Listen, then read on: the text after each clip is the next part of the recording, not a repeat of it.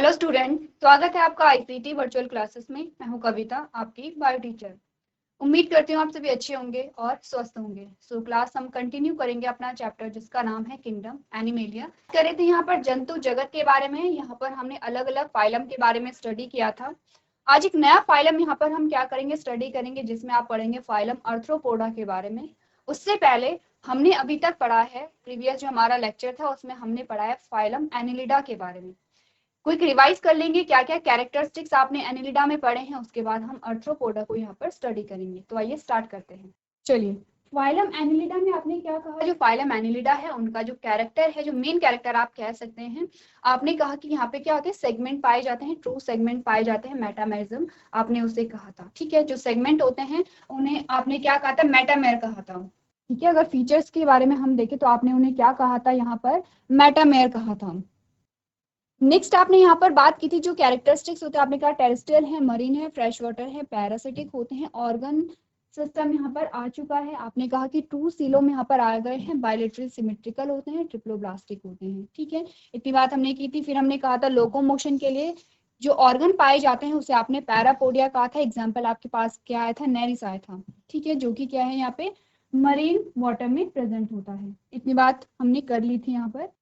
चलिए, नेक्स्ट हम बात कर रहे थे डाइजेस्टिव सिस्टम के बारे में। जो पाचन तंत्र होता है वो कंप्लीट होता है, पैरेंक्स यहाँ पर प्रेजेंट होता है, इसोफेगस होता है, स्टमक होता है, इंटेस्टाइन होते हैं और अदर ऑर्गन्स होते हैं। ठीक है, यानी कि आपने पाचन तंत्र के बारे में पढ़ा। पाचन तंत्र में आपने देखा कौन कौन से यहाँ पे ऑर्गन पाए जाते हैं। नेक्स्ट हमने कहा कि जो एक स्ट्रक्चर आता है टेफ्लोसोल, क्या होता है, longitudinal fold in the intestine that increase the surface area available for secretion and absorption. जो टेफ्लोसोल होता है ये स्मॉल इंटेस्टाइन की क्या होती है, एक्स्ट्रा फोल्डिंग होती है। ठीक है, क्या करेगी, जो काम हमारे इंटेस्टाइन में विलाई कर रही थी वही क्या यहाँ पे टेफ्लोसोल कर रही है। तो आपने क्या पढ़ा, टेफ्लोसोल के बारे में पढ़ा, कहाँ प्रेजेंट होती हैं, क्या इनका फंक्शन होता है। नेक्स्ट हमारे पास आते हैं क्लोरागोजन सेल। अब ये क्लोरागोजन सेल कहाँ पे पाई जाती है, आपने कहा टेफ्लोसोल में प्रेजेंट होती हैं। क्या इनका फंक्शन होता है, आपने कहा स्टोरेज का इनका फंक्शन होता है, स्टोर करती हैं फूड को। ठीक है, ग्लाइकोजन को प्रोड्यूस करती हैं और एक्सक्रीशन में भी हेल्प करती हैं। नेक्स्ट आपने बात की थी एक्सक्रीटरी सिस्टम, यहाँ पे क्या आता है, यानी कि उत्सर्जी तंत्र क्या आता है, आपने यहाँ पे पढ़ा है नेफ्रिडिया के बारे में। ठीक है, जो उत्सर्जी तंत्र, उत्सर्जी जो अंग यहाँ पर आ रहा है वो है यहाँ पर नेफ्रिडिया। ठीक है, इतनी बात हम यहाँ पर कर चुके थे। नेक्स्ट आपने सर्कुलेटरी सिस्टम की बात की थी। आपने कहा जो सर्कुलेटरी सिस्टम होता है वो क्लोज टाइप का होता है, यानी कि जो ब्लड होगा वो वेसल्स में यहाँ पर फ्लो हो रहा है। नर्वस सिस्टम की आपने बात की है, रिप्रोडक्शन आपने यहाँ पर पढ़ा है, और लास्ट में आपने कुछ एग्जाम्पल यहाँ पर पढ़े हैं किसके, एनिलिडा के। ठीक है, इस प्रकार से आपने क्या पढ़ा, फाइलम एनिलिडा को आप यहाँ पर पढ़ चुके हैं। नेक्स्ट जो हमारा फाइलम आता है दैट इज फाइलम अर्थ्रोपोडा। आज बात करेंगे अर्थ्रोपोडा के बारे में। प्रीवियस लेक्चर में हमने एक जनरल सा आइडिया लिया था, आपने थोड़ा सा यहाँ पर पढ़ा था अर्थ्रोपोडा के बारे में, क्या होते हैं अर्थ्रोपोडा। तो आपने कहा अगर इनका जो कैरेक्टरिस्टिक्स फीचर्स है, यानी कि एक फीचर, एक ऐसा गुण जिससे कि आप पूरे फाइलम को जानते हैं, जैसे कि हमने एनिलिडा की जब बात की थी, आपने कहा जो एनिलिडा होंगे उनमें सेगमेंटेड बॉडी होगी। ठीक है, उसी से हम क्या पहचानते हैं कि ये एनिलिडा फाइलम के हैं। आपने कहा अर्थ्रोपोडा में कैसे होंगे, जो वहां पे उपांग होते हैं, जो पैर होते हैं वो जुड़े हुए होते हैं, जॉइंट लेग होते हैं वहां पर। ठीक है, ये क्या है, कैरेक्टरिस्टिक फीचर्स है अर्थ्रोपोडा का, जैसे कि आपको यहाँ पे ऊपर मीनिंग बताई गई है। अर्थ्रो मीन्स होता है जॉइंट और पोडा मीन्स होता है अपेंडेजेस, यानी कि जो जॉइंट अपेंडेजेस होती हैं, यानी कि संयुक्त उपांग होते हैं, वो किसका फीचर है, आपने कहा फाइलम अर्थ्रोपोडा का फीचर है। इसके अलावा हमने क्या बात की थी, आपने कहा था जो जंतु जगत है, जंतु जगत का सबसे बड़ा जो फाइलम होगा वो है यहाँ पर फाइलम अर्थ्रोपोडा। सबसे बड़े फाइलम का क्या मतलब है, सबसे ज्यादा वेराइटी यहाँ पे पाई जा रही है, सबसे ज्यादा जो ऑर्गेनिज्म है वो आपको इस फाइलम में मिल जाएंगे। आगे जब आप यहाँ पर एग्जाम्पल देखेंगे तब आपको खुद ही समझ आ जाएगा कि कितनी सारी वेराइटी होती है। अगर हम यहाँ पर इमेजेस को देखें, अगर आप एग्जाम्पल को देखते हैं, देखिए ये आपके पास आते हैं एग्जाम्पल। ठीक है, अब आप देख रहे हैं कि किस प्रकार आपने इसी प्रकार के बहुत सारे ऑर्गेनिज्म देखे होंगे, बहुत सारी वेराइटी देखी होंगी। तो सब फाइलम भी आपको यहाँ पे बता रखे हैं, ये जो फाइलम अर्थ्रोपोडा है उसके सब फाइलम है, उसके अकॉर्डिंग आपको एग्जाम्पल दिए गए हैं। तो बहुत सारी वेराइटी देखने को मिलती है इस फाइलम में। आपसे पूछा जाता है, आपसे ये पूछा जाता है कि जो किंगडम एनिमेलिया है उसका सबसे बड़ा जो फाइलम है वो कौन सा है। ठीक है, आप याद रखेंगे कौन सा है। आपने कहा आर्थ्रोपोडा है। पढ़ लेते हैं आर्थ्रोपोडा के बारे में। आपने कहा they are the animals with appendages and jointed legs, यानी कि वे उपांग और जुड़े हुए पैरों वाले क्या होते हैं, जीव होते हैं। ठीक है, नेक्स्ट हमने क्या बात की, हमने कहा von Siebold made the first mention of it, it is the animal kingdom's largest phylum, यानी कि इसका सबसे पहले जो उल्लेख किया गया है वो वॉन सीबोल्ड ने किया है। और ये पशु साम्राज्य का, पशु साम्राज्य कहिए या आप जंतु जगत कह सकते हैं। ठीक है, पशु साम्राज्य से अच्छा जो वर्ड है आप क्या लिखेंगे यहाँ पे, जंतु जगत लिखेंगे। तो हमने क्या यही पढ़ा था हमने कि ये क्या है, जंतु जगत का सबसे बड़ा फाइलम है। ठीक है, इतनी बात क्लियर है, जंतु जगत का क्या है, सबसे बड़ा फाइलम है, सबसे बड़ा संघ है। नेक्स्ट आपने कहा it contain a 2/3 of all named animal species on the planet, यानी कि क्या कह रहे हैं कि ग्रह पर सभी नामित पशु प्रजातियों में 2/3 शामिल है। समझ रहे हैं आप लोग कि कितनी ज्यादा संख्या में पाए जाते हैं। They first appeared around 600 million year ago, यानी कि वे पहली बार लगभग 600 मिलियन वर्ष पहले प्रकट हुए थे। ठीक है, नेक्स्ट आपने कहा क्या होते हैं, trilobites are arthropods fossils that lived approximately 600 million year ago, यानी कि जो ट्राइलोबाइट्स होते हैं वो आर्थ्रोपोड जीवाश्म है जो लगभग 600 मिलियन वर्ष पहले रहते थे। Trilobites the horseshoe crab and ancient relatives of orchid can be found in warm estuarine zones such as a Bengal's Sundarbans, यानी कि ट्राइलोबाइट्स, हॉर्सशू केकड़ा, ऑर्चिड एक प्राचीन रिश्तेदार यानी कि एंशियंट की बात यहाँ पर की जा रही है, बंगाल के सुंदरवन जैसे गर्म सुहाने क्षेत्रों में पाया जा सकता है। अब यहाँ पे आपको याद क्या रखना है, देखिए आपको इतनी सारी चीजें ध्यान नहीं रखनी है, आपको सिर्फ इतना समझना है फाइलम आर्थ्रोपोडा का मतलब क्या होता है। ठीक है, शब्द का मतलब क्या, आर्थ्रोपोडा का मतलब क्या, आपने कहा आर्थ्रो मीन्स होता है जॉइंट, जुड़ा हुआ, और पोडा का मीन्स होता है अपेंडेजेस, इनकी जुड़े हुए अपेंडेजेस यहाँ पर पाए जाते हैं इस फाइलम के जीवों में। पहली बात आपको ये ध्यान रखनी है। दूसरा आपने ये ध्यान रखने की सबसे लार्जेस्ट फाइलम होता है किसका, किंगडम एनिमेलिया का। ठीक है, आपने इतनी बात यहाँ पर ध्यान रखनी है। बाकी आपको ये बताया गया है कि सबसे ज्यादा जीव यहाँ पर पाए जाते हैं, सबसे पहले किसने क्या किया था, डिस्कवर किया था, ये सारी चीजें आप यहाँ पे ध्यान रखेंगे। अब आते हैं यहाँ पर इंपॉर्टेंट कैरेक्टर पे। ठीक है, इंपॉर्टेंट कैरेक्टर पे आएंगे, आपको यहाँ से ध्यान देने की आवश्यकता है क्योंकि हम क्या कर रहे हैं, हम कैरेक्टर्स को ही पढ़ रहे हैं। तो आपने कैरेक्टर में सबसे पहले क्या कहा, their distribution is cosmopolitan, they can be found in fresh water, marine water और on land and in air. क्या कहा गया है कि इनका वितरण विश्वव्यापी है, इसका मतलब क्या हुआ कि ये हर जगह पाए जा रहे हैं आपको। ठीक है, हर जगह कहाँ पे, आपने कहा ये फ्रेश वाटर में पाए जा रहे हैं, ये क्या है मरीन वाटर में पाए जा रहे हैं, ये टेरेस्ट्रियल होते हैं, ये एयर में पाए जा सकते हैं, यानी कि ये सब जगह आपको देखने को मिलते हैं। इसीलिए आपको कहा गया क्योंकि सब जगह पाए जा रहे हैं इसीलिए हम क्या कह रहे हैं कि सबसे बड़ा फाइलम है। नेक्स्ट आपने कहा they have two feet that are jointed together, they are organized at the organ system level of the body। ठीक है, अब आपको क्या कहा गया है कि इनके दो पैर आपस में जुड़े हुए होते हैं, इसीलिए तो हम इन्हें क्या कह रहे थे, आर्थ्रोपोड्स कह रहे थे, आर्थ्रोपोडा इसीलिए कह रहे हैं। वे शरीर के अंग तंत्र स्तर पर व्यवस्थित हैं, अभी क्या है ऑर्गन सिस्टम यहाँ पर आया हुआ है। ठीक है, दूसरा आपने क्या कहा, it is symmetrical on both side. ठीक है, सिमेट्रिकल होते हैं, बोथ साइड में सिमेट्रिकल होते हैं। नेक्स्ट आपने क्या कहा, दे आर ट्रिप्लोब्लास्टिक क्रिएचर। अब आपने क्या कहा, एक बार यहाँ पर 3 जर्म लेयर अगर आ गई थी तो वही आगे की ओर चल रही है। ठीक है, एक बार अगर डेवलपमेंट हो गया है तो वो जो डेवलपमेंट है वो आगे बढ़ता चला जाएगा।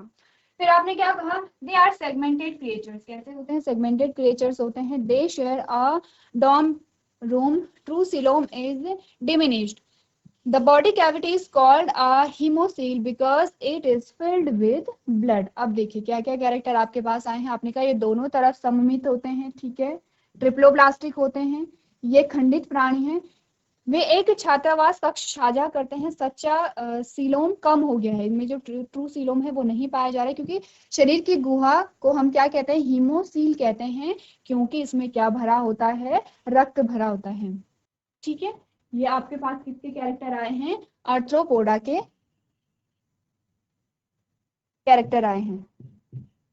चलिए, तो आपने करना क्या है, जो कैरेक्टर्स हैं उन्हें आपने जल्दी से नोट कर देना है कि क्या क्या कैरेक्टर होते हैं आर्थ्रोपोडा के। चलिए, कुछ और कैरेक्टर यहाँ पर देख लेते हैं, आर्थ्रोपोड्स के क्या क्या कैरेक्टर आपके पास आए हैं। आपने कहा insect for example have a segmented body divided into 3 regions. अब आपको इंसेक्ट का क्या दिया गया है, एग्जाम्पल दिया गया। अब आप ये समझ रहे हैं कि इंसेक्ट किस फाइलम में आते हैं, आपने कहा आर्थ्रोपोडा में आते हैं। ठीक है, जो कीट होते हैं, जितने भी कीट आपको दिखाई दे रहे हैं, जितने भी इंसेक्ट आपको दिखाई दे रहे हैं, सारे किस में आ रहे हैं, आर्थ्रोपोडा में आ रहे हैं, क्योंकि आप इमेजेस को देख चुके हैं। अब आपको आइडिया लग गया है कि कौन से जीव आर्थ्रोपोडा में यहाँ पर आ रहे हैं। आपको कहा गया है कि इंसेक्ट का एग्जाम्पल लिया गया है और कहा गया है कि सेगमेंटेड बॉडी होती है और 3 पार्ट में डिवाइडेड है इनकी बॉडी। ठीक है, कौन कौन से वो पार्ट होते हैं, कौन कौन से वो 3 रीजन होते हैं, आपने कहा हेड है, थॉरेक्स है एंड एब्डोमेन है। ठीक है, 3 पार्ट में क्या है, इनकी बॉडी डिवाइड है, हेड है, थॉरेक्स है, एब्डोमेन है। ठीक है, in some case the head and thorax fuse to form a single region known as the cephalothorax। अब कभी कभी आपको ये बताएगी कि कभी कभी क्या होता है, जो हेड और थॉरेक्स वाला पार्ट होता है वो क्या होता है, एक साथ जुड़ा हुआ होता है, फ्यूज टू फॉर्म, यानी कि क्या होता है, हेड और थॉरेक्स वाला पोर्शन एक साथ जुड़ा हुआ होता है। और जब वो स्ट्रक्चर हमारे पास आता है, यानी कि जब थॉरेक्स एंड हेड एक साथ जुड़ा हुआ होगा, तो उस स्ट्रक्चर को आप क्या कहते हैं, सिफेलोथोरैक्स कहते हैं। ठीक है, डिफिकल्ट नहीं है, क्या है, सिफेलोथोरैक्स। सिफेलो से मतलब होगा हेड का, थोरैक्स आप समझ रहे हैं। ठीक है, तो सिफेलोथोरैक्स आप कहेंगे जब हेड और थोरैक्स क्या होगा, फ्यूज होगा। ठीक है, as in orchid, crustaceans and so on, some arthropods such as a myriapods have only a head and a trunk। अब कहा गया कि कुछ कुछ ऐसे भी आर्थ्रोपोड होते हैं कि जिसमें हेड और ट्रंक ही यहाँ पर पाए जा रहे हैं। यानी कि किसकी बात हो रही है, बॉडी स्ट्रक्चर की बात हो रही है। आपको कहा गया है कि एग्जाम्पल के लिए ले लेते हैं, जो कीड़े होते हैं उनका शरीर खंडित होता है, जो 3 क्षेत्रों में विभाजित होता है। ठीक है, कितने क्षेत्रों में विभाजित है, 3 क्षेत्रों में। कौन कौन से हैं, आपने कहा सर है, वक्ष और पेट है। कभी कभी क्या होता है, कुछ मामलों में सिर और वक्ष मिलकर एकल क्षेत्र बनाते हैं, जिसे सिफेलोथोरैक्स के रूप में जाना जाता है। यानी कि वैसे तो आपको ये बताया गया है कि जो बॉडी होती है वो 3 पार्ट में डिवाइड होती है। ठीक है, 3 पार्ट में कौन कौन से, आपने कहा हेड है, थॉरैक्स है, एब्डोमेन है। लेकिन कभी कभी किन्हीं आर्थ्रोपोड्स में क्या होगा, जो हेड और थॉरैक्स वाला पार्ट है वो एक साथ जुड़ा हुआ होता है, जिसे आपने क्या कहा, सिफेलोथोरैक्स कहा। नेक्स्ट आपको कहा गया है, जैसे ऑर्चिड, क्रस्टेशियन, इसी तरह के कुछ एग्जाम्पल आपके पास यहाँ पर आते हैं। कुछ आर्थ्रोपोड जैसे कि मिरियोपोड्स में केवल एक सिर और धड़ होता है। ठीक है, अब वैरायटी है, अलग अलग वैरायटी आपके पास यहाँ पर आ रही है कि किसी में जो पार्ट, बॉडी पार्ट्स है वो 3 पार्ट में डिवाइडेड है, किसी में हेड एंड थॉरैक्स यहाँ पर क्या है, जॉइंटेड है, किसी में सिर्फ सिर और धड़ वाला ही पार्ट यहाँ पर पाया जा रहा है। ठीक है, ये आपने वैरायटी को ध्यान रखना है। अब आते हैं एक्सोस्केलेटन पे। ठीक है, एक्सोस्केलेटन का क्या मतलब हुआ, बाह्य कंकाल। किस प्रकार का होता है इनका बाह्य कंकाल, देख लेते हैं। आपने कहा the chitinous jointed exoskeleton covers the entire body. क्या आपको बताया गया है, जो काइटिनस जोड़ वाला होता है बाह्य कंकाल पूरे शरीर को ढकता है। अब इनमें आपको एक बात ध्यान रखनी है, इनमें कौन सा कंकाल पाया जा रहा है, बाह्य कंकाल पाया जा रहा है, एक्सोस्केलेटन यहाँ पर पाया जा रहा है। ठीक है, स्केलेटन आप समझते हैं, जो आपके शरीर का एक हड्डियों का ढांचा होता है, आपको एक फ्रेमवर्क देता है, जो पूरे फ्रेम में आपको क्या करता है, फिट करता है, उसे आप क्या कहते हैं, कंकाल कहते हैं। ठीक है, आपकी हड्डियों का जो अरेंजमेंट है उसे आप कंकाल कहते हैं। अब जो कंकाल होता है, वो 2 प्रकार का होता है। ठीक है, जो कंकाल होगा वो 2 प्रकार का आपके पास आता है।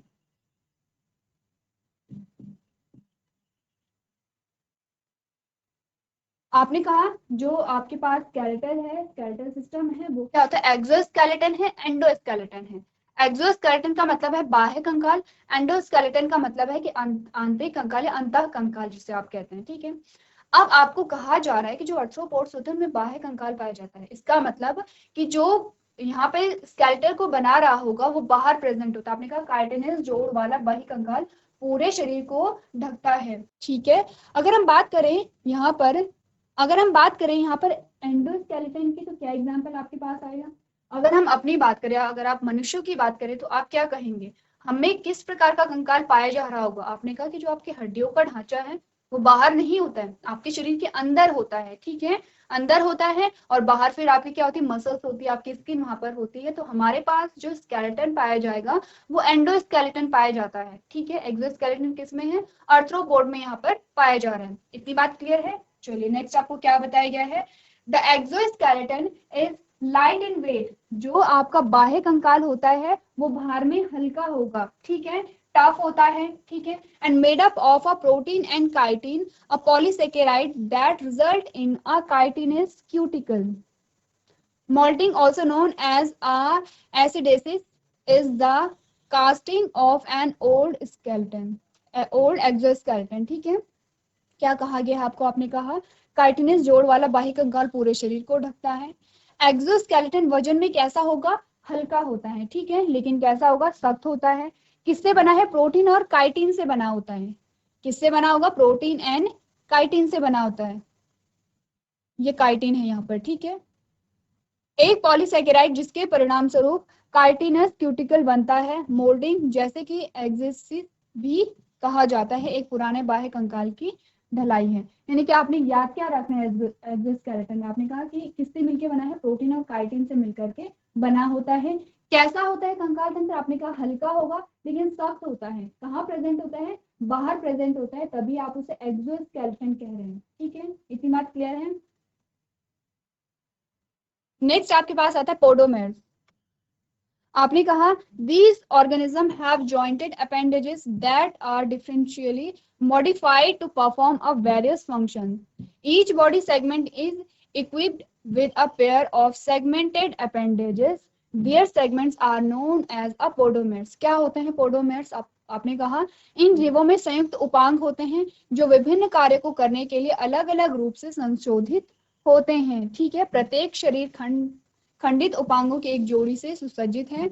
उनके खंडों को आप क्या कहते हैं, पोडोमेरस कहते हैं, ठीक है। ये कुछ और आपके पास क्या है, कैरेक्टर आए हैं आर्थ्रोपोडा के, तो आपको में करना क्या है, इसे अपनी कॉपी में नोट करना है। चलिए इसके अलावा जो नेक्स्ट आपके पास कैरेक्टरिस्टिक्स आते हैं, सर्कुलेटरी सिस्टम के बारे में पढ़ लेते हैं। आपको क्या बताया गया है, आपने कहा it is of open variety and has a dorsal heart. आपको कहा गया है कि जो यहाँ पर जो परिसंचरण तंत्र होता है खुला किस्म का होता है, इसमें पृष्ठीय हृदय होता है। अब देखिए आपने क्या कहा, सर्कुलेटरी सिस्टम के बारे में हम जान चुके हैं। जो कैरेक्टरिस्टिक्स होते हैं हमने पहले ही वो क्या किए हैं, यहाँ पे डिस्कस किए हैं कि सर्कुलेटरी सिस्टम कितने प्रकार का होगा। चाहे आप सीलोम की बात कीजिए, हमने कहा सीलोम किस प्रकार का होगा, सारी जो चीजें हैं हम पहले डिस्कस कर चुके हैं। अब एक एक लाइन हम यहाँ पर डिस्कस करेंगे। जैसे आपको बता रखा है कि सर्कुलेटरी सिस्टम ओपन टाइप का, अब आपको समझना है कि ओपन टाइप का क्या मतलब है यहाँ पर, ठीक है, क्योंकि हम काफी बार ये चीजें डिस्कस कर चुके हैं। नेक्स्ट हमने कहा डाइजेस्टिव सिस्टम किस प्रकार का होगा, आपने कहा it is a fully developed and functional. The mouth is surrounded by the mouth parts that have evolved into a various types based on the feeding habits of various arthropods. पाचन तंत्र किस प्रकार का होता है, आपने कहा यह पूर्णतः विकसित और क्रियाशील होता है। डाइजेस्टिव सिस्टम कंप्लीटली डेवलप्ड यहाँ पर है, ठीक है। मुंह के हिस्सों से घिरा हुआ है जो विभिन्न आर्थ्रोपोड के भोजन के आदतों के आधार पर विभिन्न प्रकार से विकसित हुए हैं। अब कहा गया जो माउथ है इनका, माउथ के जो पार्ट्स होते हैं वो क्या होते हैं कि खाने के आदतों के आधार पर अलग अलग प्रकार से विकसित हुए हैं। इस लाइन का मतलब क्या है, आपने क्लास 6 और 7 में एक चैप्टर पढ़ा था, ठीक है, जिसमें आपने कहा था कि भोजन करने की जो आदत होती है या भोजन करने के जो तरीके होते हैं उसके आधार पर आपने अलग अलग प्रकार के जीव पढ़े थे, ठीक है। आपने कहा था कुछ क्या कर रहे हैं, अपने खाने को चबा करके खा रहे हैं, कुछ अपने खाने को निगल जा रहे हैं, कुछ क्या कर रहे हैं, शकिंग के द्वारा चूस करके अपने भोजन को ग्रहण कर रहे हैं। तो आपने अलग अलग जीवों के बारे में पढ़ा था, ठीक है। आपने एक टेबल पढ़ी थी, टेबल में आपने कहा था जीवों के नाम थे एक साइड में था कि खाने की आदत उनकी किस प्रकार के, कैसे वो अपने भोजन को ग्रहण करते हैं। इसी में आपने पढ़ा था स्टारफिश के बारे में भी आपने पढ़ा था, तारा मछली के बारे में आपने क्या कहा था कि तारा मछली क्या करती है, अपने स्टमक को बाहर निकाल देती है, मुंह से बाहर निकाल देती है, अपने फूड को कैप्चर करेगी और अब अपने स्टमक को फिर से वापस ले लेती है। तो ये क्या है, खाने की अलग अलग आदतें हैं। तो उसी के आधार पर ये लाइन जो है वो आपको यही बता रही है कि जो आर्थ्रोपोड्स होते हैं उनमें खाने की आदत के अनुसार, अब आर्थ्रोपोड है बहुत सारी वेराइटी यहाँ पे है, फाइलम के सब फाइलम आपके पास आते हैं, अलग अलग क्या होते हैं यहाँ पे जीव आते हैं, अलग अलग यहाँ पे क्या होते हैं क्रिएचर्स होते हैं। आपने कहा अलग अलग जीवों की, ठीक है, अलग अलग जो जीवों की खाने की आदत अलग अलग होगी, और उनमें जो उनका मुख होगा, उनका माउथ होगा, और माउथ के जो पार्ट्स होंगे उसी अकॉर्डिंग क्या होंगे, डेवलप होंगे। ठीक है, समझ रहे हैं आप लोग, ये आपने रिलेट करने हैं जो आप पहले चीजें पढ़ चुके हैं। नेक्स्ट आपने क्या पढ़ा है, यहाँ पे रेस्पिरेटरी सिस्टम के बारे में पढ़ा है। आपने कहा in aquatic forms respiratory organs are gills, ठीक है, जैसे कि प्रॉन है उनके है। आपने कहा जलीय रूप में श्वसन अंग क्या होते हैं, गलफड़े होते हैं, जिन्हें आप गिल्स कहते हैं, जैसे कि झींगा, या गिल बुक जैसे कि घोड़े के नाल केकड़ा होता है, ठीक है, और क्या होते हैं, गिल बुक्स होते हैं। While in terrestrial form respiratory organs are book lungs, example है स्कॉर्पियन, और ट्रैकियल सिस्टम, एग्जांपल इंसेक्ट। ठीक है, आपने कहा कि स्थलीय रूप में इनके श्वसन अंग क्या होते हैं, बुक लंग्स होते हैं, जैसे कि बिच्छू, और श्वास नली प्रणाली होती है जैसे कि कीड़े। ये आपने बात की है सर्कुलेटरी सिस्टम किस प्रकार का होगा, रेस्पिरेटरी सिस्टम किस प्रकार का होगा, तो एक बार आप क्या करेंगे, देख लेंगे और नोट कर लेंगे। चलिए, इसके बाद जो नेक्स्ट हमारे पास कैरेक्टर आते हैं उसमें अपने एक्सक्रीशन के बारे में हम बात करेंगे। आपने कहा ग्रीन ग्लैंड्स और malpighian tubes are excretory organs, there is no nephridia, ठीक है, cilia is not present, the presence of the brain. चलिए, सबसे पहले एक्सक्रीशन के बारे में आपने क्या पढ़ा है, आपने एक्सक्रीशन के बारे में पढ़ा है कि यहाँ पे क्या होती हैं, मैलपिजियन ट्यूब्स होती हैं जो कि यहाँ पर क्या करेंगे, उत्सर्जन का कार्य करेंगी। यहाँ पर नेफ्रिडिया प्रेजेंट नहीं होता है, ठीक है, सीलिया भी यहाँ पे प्रेजेंट नहीं होंगे। अब बात आ रही है the presence of the brain, यानी कि जो ब्रेन है उसकी प्रेजेंस कैसी है। आपने कहा सेंसरी ऑर्गन्स हैव मैच्योर्ड, जो सेंसरी ऑर्गन होते हैं वो फुली डेवलप्ड होते हैं, ठीक है। सिंपल और compound eyes are possible, eyes कैसी होती है, आंखें कैसी होती हैं, सिंपल हो सकती हैं और कंपाउंड आईज हो सकती हैं। The compound eye is made up of a several independent visual unit known as a ommatidia, ठीक है। आपको क्या कहा गया है कि जो यहाँ पर कंपाउंड आईज होती हैं वो बहुत सारी विजुअल यूनिट से बनी होती हैं, जिसे कि आपने क्या कहा, ओमेटिडिया कहा।